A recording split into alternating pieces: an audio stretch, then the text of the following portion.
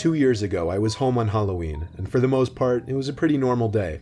Since Halloween was on a Friday, all of my friends were out partying. However, I was doing homework. Not one of my most exciting nights, but I didn't mind too much. I really had to get this homework done anyway. My mom and dad were handing out candy to the trick-or-treaters as they usually do. My house doesn't usually get many because we're pretty much the only house on the block that hands out, so it's often ignored because it's not worth their time. Tonight was no exception. Later that night, my mom calls me down and tells me to watch the door for trick-or-treaters because my neighbors had come over asking for help with their costumes for a party. So my neighbors and my parents both went upstairs to work on the costumes, leaving me alone downstairs. It didn't bother me because I had finished my homework and I could just play my PS4 while listening for knocks on the front door, which was close by. Only a couple more trick-or-treaters came in about an hour. Pretty typical for this area. However, around 11 p.m., I heard a knock at the door. I thought it was pretty weird since it had almost been an hour since the last knock and it was pretty late for trick-or-treaters to still be out.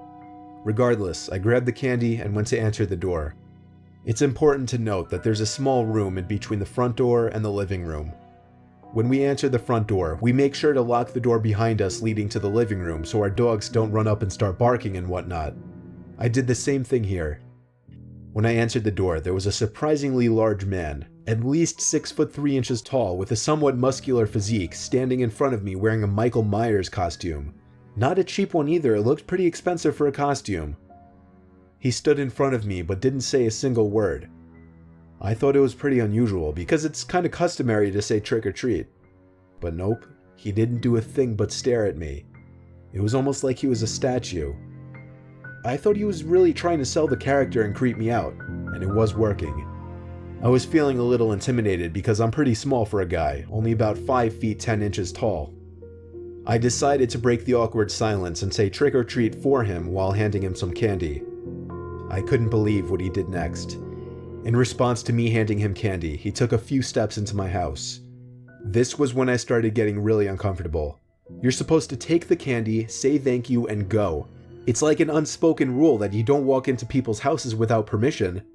It was at this moment that I also noticed that he didn't have any type of bag for candy. This was a huge red flag, because I realized then that he was not there to trick or treat. Before I could respond, the man reached into his pocket and pulled something out. I didn't want to look at it, but I was assuming it was a weapon, and I had no idea what to do.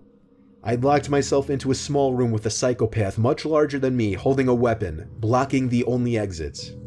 We all like to pretend and make up scenarios in our heads where we have to be the hero and save the day, but here I was, stuck in a real-life situation, completely unable to move, not able to save myself. I was frozen in fear. It was such a weird feeling, almost like I was dreaming the entire thing. I had no control over my body. And what a cliche way of dying I thought it would be, getting stabbed to death by someone dressed up as Michael Myers on Halloween. Thankfully it didn't go like that, because without warning, the guy takes off his mask and jokingly says, "I'm just messing with you, bro." I'm still frozen in shock and can't respond in any way. He then says, "I scared you though, right?" Completely confused and still afraid, I managed to respond with, "Yeah, you got me." He put the knife back in his pocket, which gave me a huge sign of relief, and said, "I didn't really come here to trick-or-treat, but can I have that candy anyway? I'm really hungry." I didn't hesitate to give him the candy because he creeped me out, and he still did have a knife. He then goes on to mention how he just left his friend's Halloween party and he saw my lights on and decided to prank me. It was obvious that he was drunk and high and thought knocking on someone's house pretending to be Michael Myers qualifies as a good prank. He mentions how he owns a tattoo place about an hour away from here, and even says that I'm pretty chill and that we should hang out sometime. He tells me to put his name and number in my phone so we could chill soon. I make sure to take his name and number down. After all, the last thing I wanted to do was upset this weird guy still blocking my only exit with a knife. I basically agreed to everything he said because I was still terrified and just wanted the conversation to end as soon as possible. But this conversation seemed to go on for hours. Despite this, I still didn't feel comfortable or safe. I had to find a way to get this guy out of my house. There was something way off about him, and I got vibes that he was a dangerous person. So I decided to make up a bullshit lie and say that I had something cooking in the oven that I needed to check on and that I'd text him later. And it worked. He said okay and turned around to leave my house. I could not close and lock the door quick enough when he left. My heart was still beating so fast that I thought it was going to burst from my chest. That was easily the most terrifying and weirdest experience of my life. I decided to not contact the police though, since the guy didn't have any malicious intent. I guess he was just completely out of it and just a overall really creepy person.